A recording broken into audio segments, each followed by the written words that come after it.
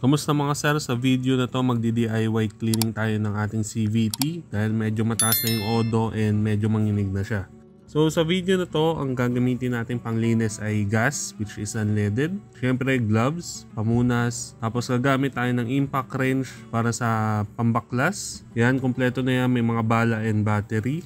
Tapos yung paghuhugasan natin, high temp na grasa galing sa Petron.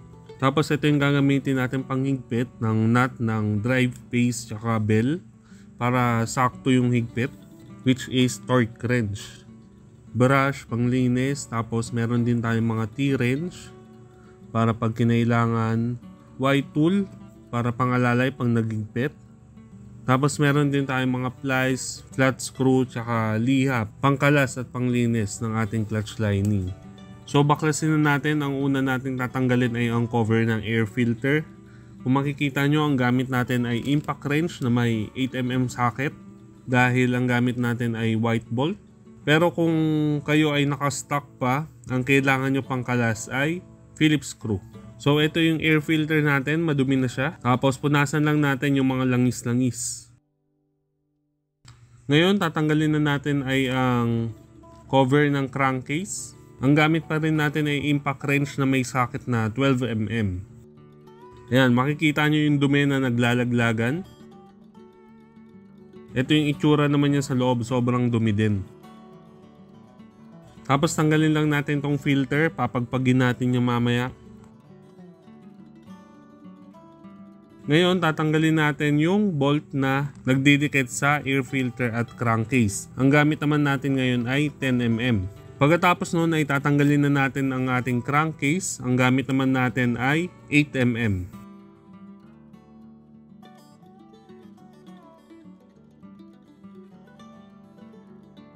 Gagamit tayo ng T-wrench dito dahil hindi abot ng deep socket natin. Pag natanggal nyo na lahat ng bolt, hilahin nyo lang yung crankcase.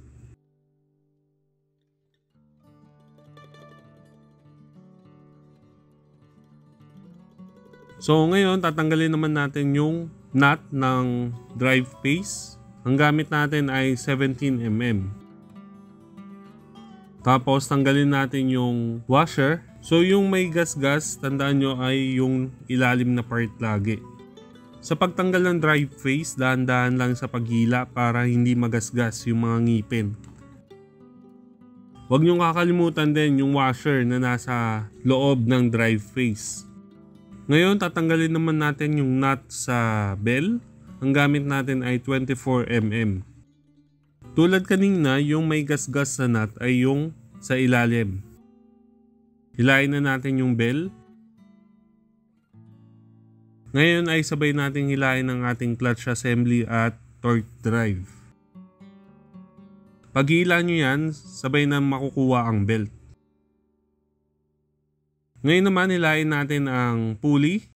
So sa paghila, hawakan nyo yung likod, yung sa backplate para isang buo nyo siya mahila. Pagkatapos nun ay huwag nyong kakalimutan kunin yung washer sa gitna ng backplate at oil seal. So ganito siya kadumi sa loob. Yan yung mga pudpod ng belt, ng clutch lining na pwede mag-cause ng dragging. So sa pag-check ng belt, check nyo lang yung loob kung may mga crack.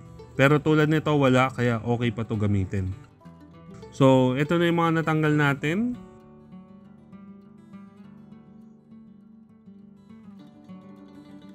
Ngayon tanggalin natin tong bushing. Makikita nyo dito pa lang sobrang dami na ng dumi. And tanggalin na natin yung pulley sa backplate para makita natin yung loob. So ito yung mga bola natin. Kung mapapansin nyo, yung iba ay meron ng kanto. So pag ganito, recommended na palitan na. Pati itong mga slider natin maluluwag na, so kailangan na rin palitan. Pero dahil wala tayong pyesa ngayon, lilinisin lang natin tapos papalitan na lang natin sa susunod. Ito naman yung bell natin. Ganito siya kadumi sa loob. Makikita nyo sobrang kapal ng dumi. Ngayon naman pag-iwalayin natin yung torque drive at clutch assembly. Ang gamit natin ay 39mm. Yung iba kinikil-kil to, pero para sa akin mas okay gumamit ng ganitong tool para maalagaan yung nut. Tapakan lang natin kasi bubuka yan gawa ng center spring.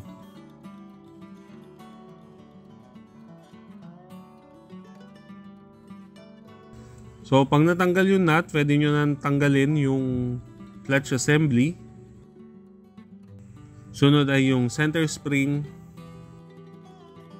Ngayon naman ay tatanggalin natin itong pinagpapatungan ng center spring. Ngayon tanggalin naman natin yung pin gamit ng plies. Yung sa pin, dalawang parts yan. Make sure lang na hindi nyo mawawala. So tanggalin na natin yung dalawa pa.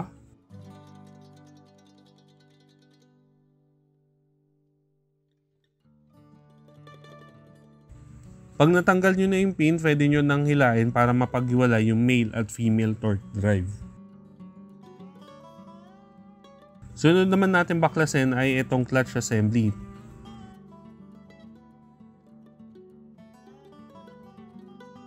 Pag natanggal nyo na yung lock, tanggalin nyo lang tong plate. Medyo matigas yan kaya kailangan nyo sungkit-sungkitin ng paikot.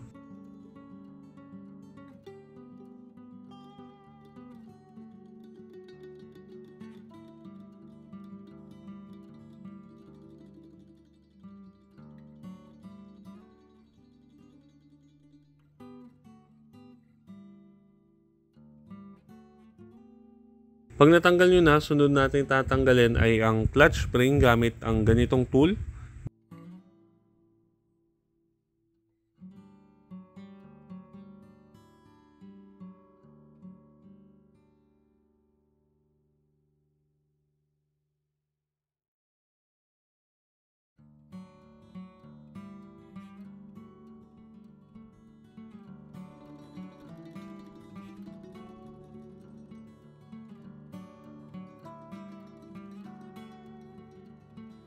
Ngayon, pwede na natin tanggalin yung clutch lining.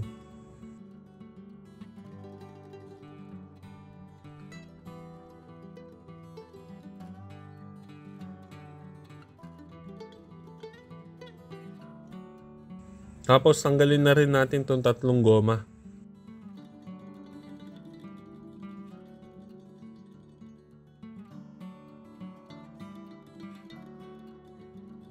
So nakalasan natin lahat, makikita nyo naman kung gaano kadumi.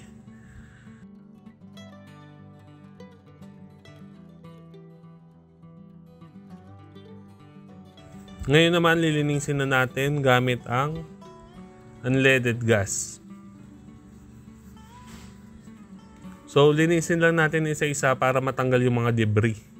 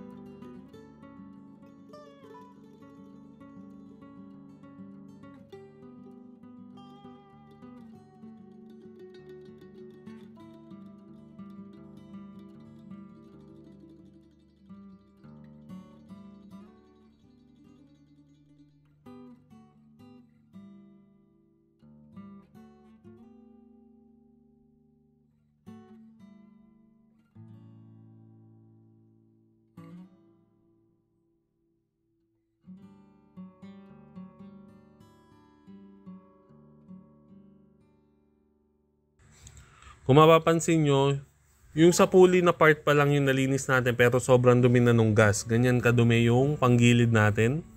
Ngayon, palitan natin ng bagong gas. Tapos simulan na natin yung sa torque drive and clutch assembly.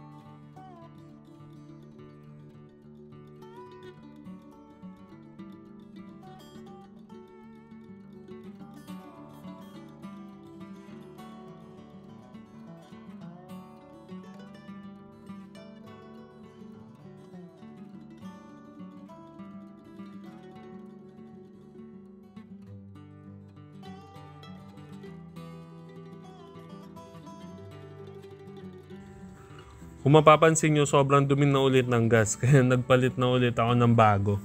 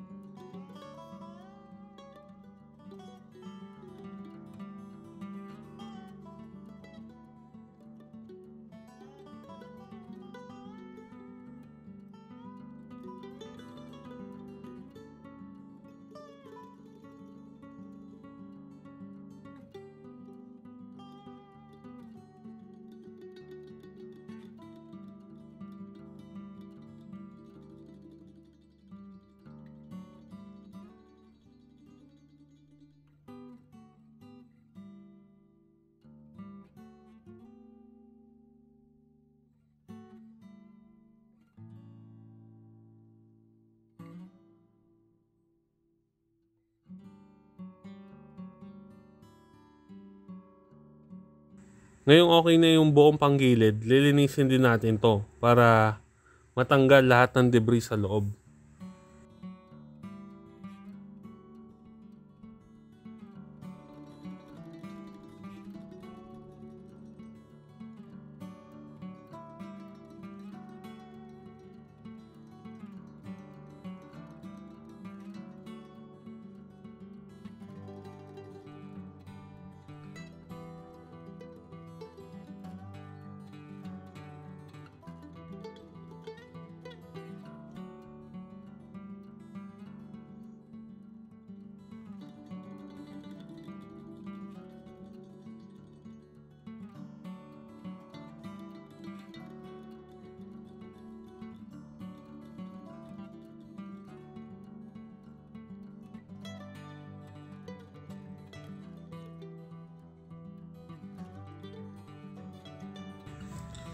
So ayan, malinis na lahat. Oras na para i-assemble naman natin. So unahin natin yung sa pulley. Balik lang natin yung mga bola.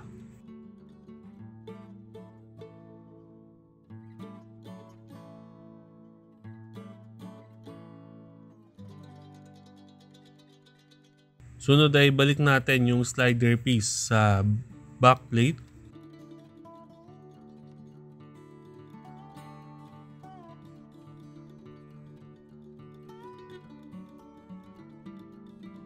Tapos yung bushing.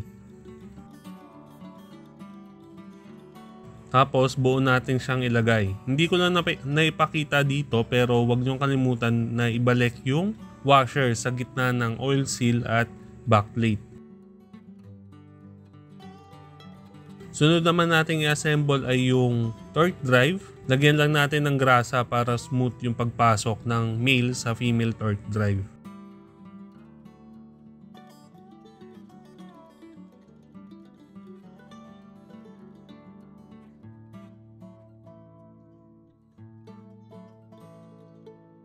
Tapos, balik na natin yung tatlong pin.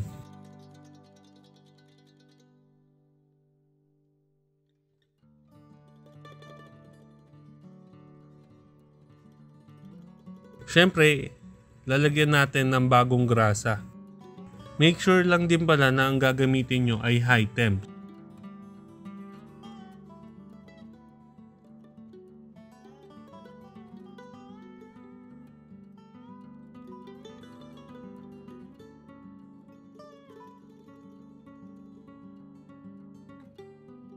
Ngayon, babalik na natin yung pinagpapatungan ng center spring.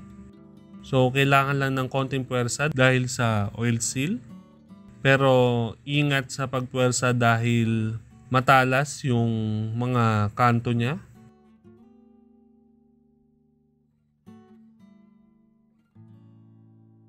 After nun ay assemble naman natin yung ating clutch assembly. So, balik lang natin ulit yung tatlong goma. Ang ating clutch lining. Yung iba, pag binabalik to, maganit na. Pwede nyong lagyan ng langis kapag ganon.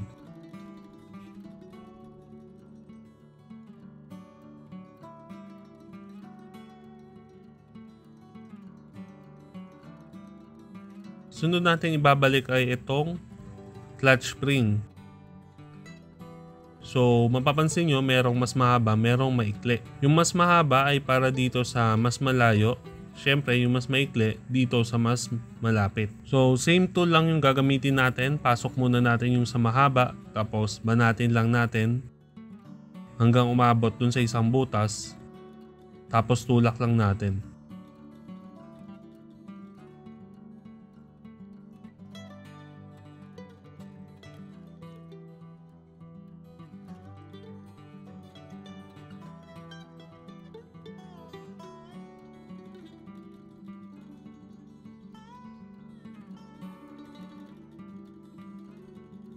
Sunod nating ibabalik ay itong plate. Sa pagbalik ng plate, make sure na nakababa ng todo para lumabas yung space na paglalagyan ng lock. Sa pagbalik ng lock, gamit lang ulit tayo ng long nose. I-slide lang natin siya ng ganyan.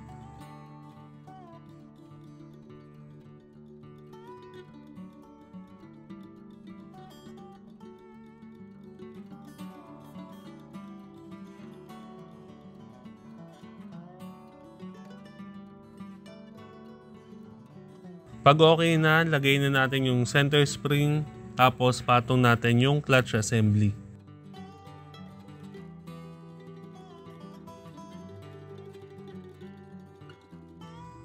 So, alalayan lang ulit natin ng paa para lumubog. Sa pagbalik ng nut, kamayin nyo muna bago nyo gamitan ng impact wrench para sigurado na tama yung pasok ng thread.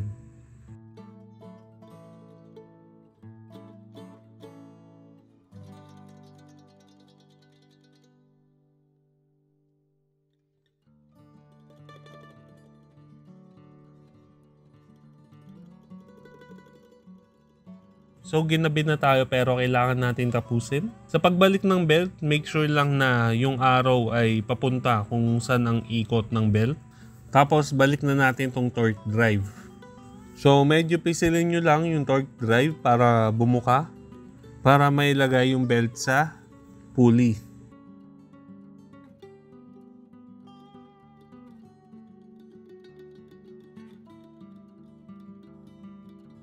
Sunod nating ilagay ay yung bell.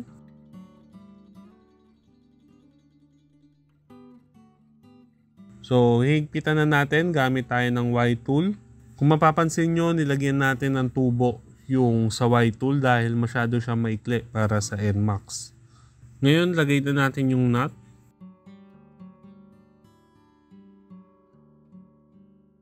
Tapos gamit tayo ng torque wrench para sigurado yung higpit. Ang gamit natin ay 55 Newton meter.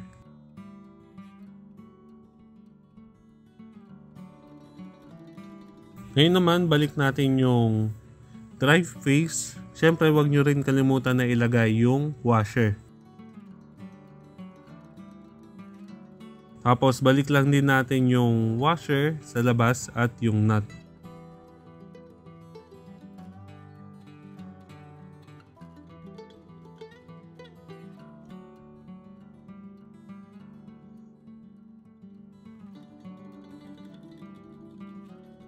Tapos, lagyan ulit natin ng Y-tool para pangalalay. Tapos, gamitan ulit natin ng torque wrench. Ang nakaset naman ay 49 or 50 Newton meter.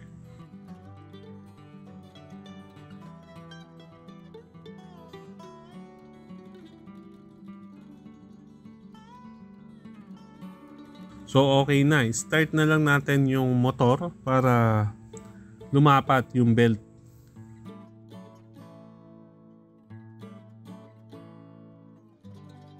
Huwag nyo na lang pansinin yung pagpag ng belt dahil normal yan kapag all stock.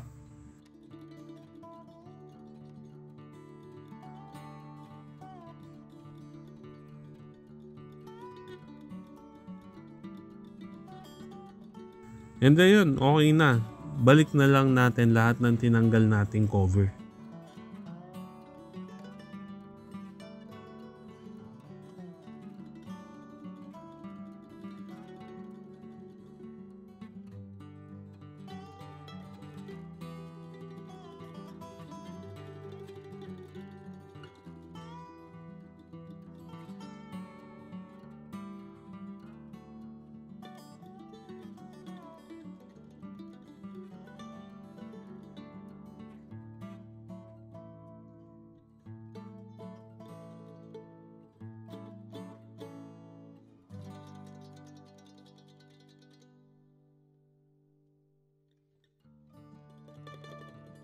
And then mga sir, kinat ko na yung video doon dahil dinilim na tayo. Pero okay na, nakabit na natin lahat. And nagamit ko na siya kanina. So far, mas naging smooth yung performance niya kahit merong mga ilang palitin. Tulad ng bola at slider piece. Pero pag pinalitan natin yon, isasabay na rin natin ang mga spring. Pakita ko lang din pala dahil medyo madilim na kagabi. Ito yung binanggit ko na tubo na nilagay ko sa handle ng Y-tool para mas humaba. Para umabot siya sa sahig. Ayan, kung makikita nyo kapag wala yung tubo, nakaangat sa sahig yung Y-tool. So ito yung tubo, bali pinasok ko lang dyan. Yan na yan, sakto na siya.